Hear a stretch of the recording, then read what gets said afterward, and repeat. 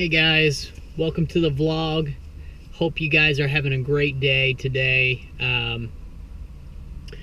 I've had a crazy day. I started with a Buick Buick LaCrosse, Buick LaCrosse today. A guy had called me on the phone and told me that he spilt something under his seat and wanted me to undo the seats from their brackets. I told him that I did not do that just because of legality issues. There's a lot of sensors and cables under there, and I don't want to be responsible for something not hooking up correctly or malfunctioning. So I told him I could get under there with steam and hot water extraction. So I get out there, and he's with a therapist. He just tells me to go have at it. And I get in this car and look at the passenger seat, and it looks like somebody crapped theirself. They totally crapped theirself. I mean, the passenger seat had crap all over it, and underneath the seat had crap. It was really bad. And I asked him, he came back outside, and I said, did someone poop in this vehicle? Because it's a big risk for me when I'm detailing a car, and I've got equipment. The wife just got off work, but I got a... Hi guys! How was your day? Hope it was awesome.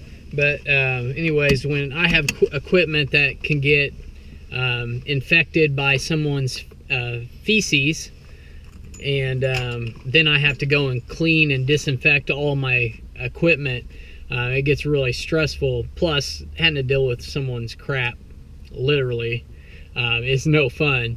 But he wouldn't tell me, he wouldn't give me an honest truth that he crapped himself in his car. But his wife came out, very sweet lady, and she told me the truth, which was too late by that time. I had already cleaned it all up, got it extracted out of the car, and it was a bad vehicle, really nasty. But anyways, I'm not trying to be a Debbie Downer. This is still an awesome day for me. I've been getting a lot of calls and business today. I actually scheduled 2 big jobs, which will equal a lot of money for us. And then I got a phone call from a lady that is wanting her car polished out, which is also another big job. So getting a lot of phone calls from just staying persistent with advertising and marketing. But that's just kind of how my day's been. But on an upper note, a note that is more on the upswing. On a good note. A note that's more on the upswing of things is I was watching an encouraging video today. It's a video that I watch from time to time with Steve Harvey from Family Feud. The guy that announced the beauty pageant, the wrong winner, and then had to tell her that she was a loser. That guy. But anyways, he has a real motivational speech that he gives, and I just want to leave you with this. He talks about jumping. At one point in your life, you're going to have to jump. And we all have dreams. We all have something that we're gifted with. And for me, it's detailing. It's entrepreneurship. It's just being someone that's driven towards wanting to be successful. Not for just myself, because that's real selfish, but to take care of others, to help friends and family out. That's why I want to be successful. So detailing is something I'm really gifted with doing. And he talks about, you know, you can go to school and get an education, but that education is only going to get you so far.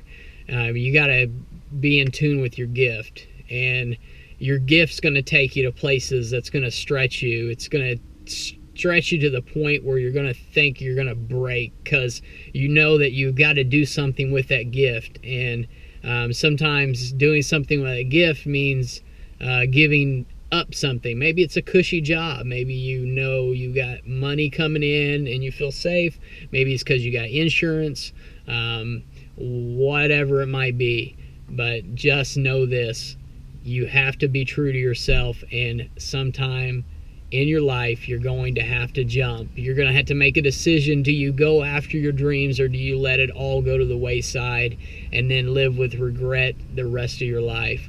I know a lot of people, just being, I'm 30 years old, but I know a lot of people in my life that live with a lot of regret because they never lived out their dreams. Don't be that person. You're going to have to jump, though. So I hope this is encouraging to you. I hope that, there's going to be days where I'm just going to have to be real with you, and I'm not always going to have a great day. So it's not going to come off in the videos as I'm having an awesome day. But I want you to take heart to this. You're going to have to jump. You're going to have to swallow your fears, and you're going to have to live out your passion to whatever that may be. Being an astronaut, being a firefighter, being a soldier, being someone that owns their own company of whatever degree that might be. You're going to have to jump. So make a decision, guys, today. Dream more and live out all your dreams.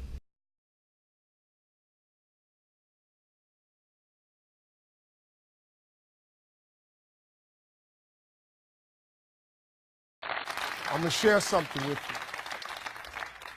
I'm going to tell you something that every successful person has to do, including you. Believe it or not, every successful person in this world has jumped. I'm going to tell you what I mean by that. You are going to have to jump. You cannot just exist in this life. You have got to try to live. If you are waking up thinking that there's got to be more to your life than it is, man, believe that it is.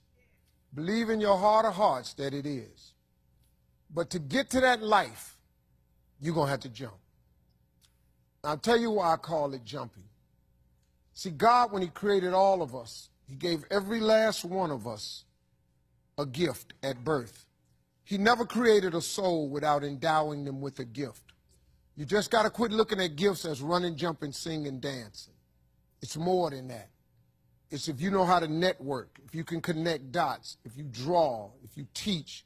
Some of y'all fry chicken better than anybody else, bake pie. Some of you cut hair, color hair. Some people do grass. I got a partner, man, who never wanted to go out with us because we stayed out too late. Come on, man, go out with now. I got to get up early, Mom, cutting Miss Johnson's grass. We kept laughing at this dude, cutting grass. How much they pay you? He got a landscaping company in Cleveland worth $4 million. Because all he do is cut grass. But he was gifted at it. I got a partner on a detail shop, make $800,000 a year detailing cars. He got 6 mobile trucks running around. $800,000 a year. All he do is detail cars. That's his gift. That's what he loved to do. You've got to identify that gift. Now listen to me. When you see people in life, when you're standing on the cliff of life and you see people soaring by, when you see people soaring, going to exotic places, you hear about them doing wonderful things. Maybe you look up the street and your neighbor just gets a car every year, every 2 years. How is he doing that? Have you ever thought, maybe this person right here has identified their gift and is living in their gift? Because your Bible says, your Bible says your gift will make room for you. Your gift, not your education. You go get an education, that's nice. But if you don't use your gift, that education only going to take you so far, man. I know a lot of people got degrees, man. They ain't even using them. It's your gift. But the only way for you to soar is you got to jump. You got to take that gift that's packed away on your back. You got to jump off that cliff and pull that cord. That gift opens up and provides the soar. If you don't ever use it, you're going to just go to work. And if you're getting up going to work on a job every day that you hate going to, that ain't living, man. You just existed. At one point in time, you ought to see what living's like. But the only way to see what living like, you got to jump. And here's the problem. I'm going to just be real with you. When you first jump, Let me tell you something. Your parachute will not open right away. I'm sorry. I wish I could tell you it did, but it don't. When you jump, it's not going to open right away. You're going to hit them rocks. You're going to get some skin tore off on them cliffs. You're going to get all your clothes tore off. You're going to get some cuts on you. You're going to be bleeding pretty bad. But eventually, the parachute has to open. That is a promise of God. That ain't a theory, that's a promise. His promises is true, because listen to me. You cannot name one single thing God has not gotten you through. Name it. And if he ain't got you through it, he currently pulling you through it right now. And the living proof of it is you sitting in here. If he hadn't got you through it, you wouldn't even be here. So if he ain't never not got you through it, why would he not let your parachute open? It has to open, man. But you got to jump, though. Now, here's another thing. You can play it safe and deal without the cuts and the tears. And you can stand on that cliff of life forever safe. But if you don't jump, I got another promise I can make you.